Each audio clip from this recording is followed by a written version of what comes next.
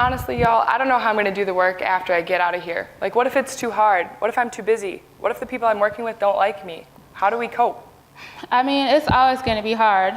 We've been doing this work.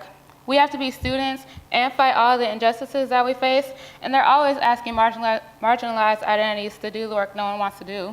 And then when we do the work, they take all the credit for it and glorify all the things that this campus has done for social justice and diversity issues.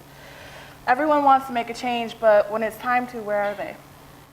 Honestly, as a person who has privilege, I guess it's hard not to get caught in the guilt. I mean, I know it's easy for me to walk away when things get hard just because it doesn't impact me as much. Yeah, but I guess you just gotta remember that it's a privilege to be able to leave these conversations. Right. I mean, I get stressed about having to move to a new place and working on my mental health at the same time. I'm trying to be hopeful, but I know I'll probably face the same amount of hate and ignorance wherever I go.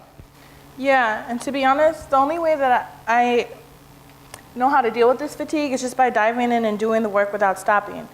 I mean, my role models don't know how to practice self-care either. They forget to eat lunch or go to the bathroom. I don't know, I just feel guilty, like if we don't do it, who will? For me, this is the only way I know how to feel better. My version of self-care is being with my people, being in these orgs, and trying to heal together. I wouldn't be graduating today without it.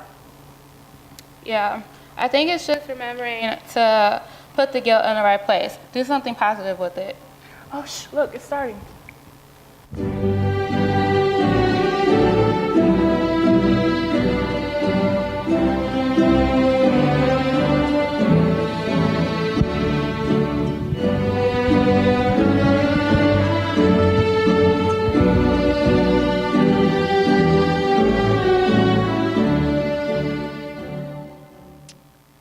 An open letter to, a letter to everyone saving the world.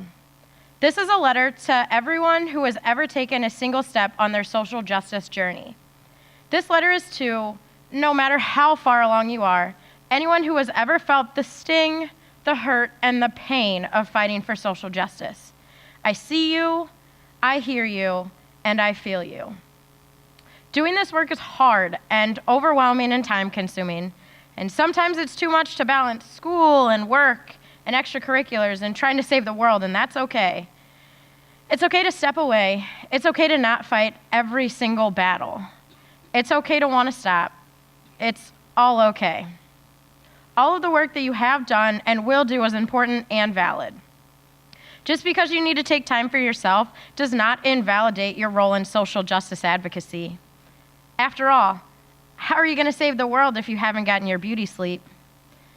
But before you save the world, you must first save yourself. This is a letter to all my queer people of color who are fighting the battle on both ends. I know what it feels like.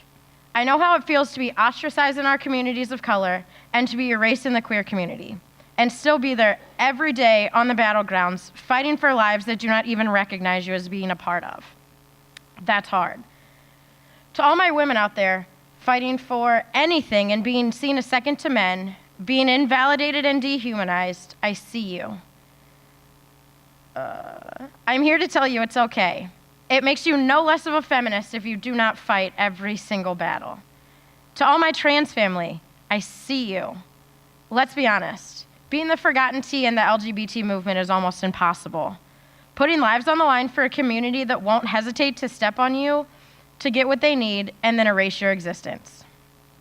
For some of you, fighting is something to make yourself feel good. Having privilege and being able to safely hide behind that is sometimes something I used to envy, but not anymore. For many of us, fighting is a tool for survival. We are being beaten, brutalized, and killed, and I'm here to tell you all, before you can save the world, you must take time to save yourself. I know, I took a year off, I moved home to a small town in Missouri, and I put my fight on hold. And I needed that, we all do. For you, it may be a day, a month, a year. It may be more and it may be less, and that's all right. It's all right to ask for help. It's all right to not have all the answers. And it's all right to step away and fight for yourself. I am absolutely terrified of the future, but I am triumphantly resilient in my journey. I am ever learning and growing for the better. And I am here to tell you, before you can save the world, you must first take time to save yourself. You may now move your tassel from the right side to the left. We did it, y'all.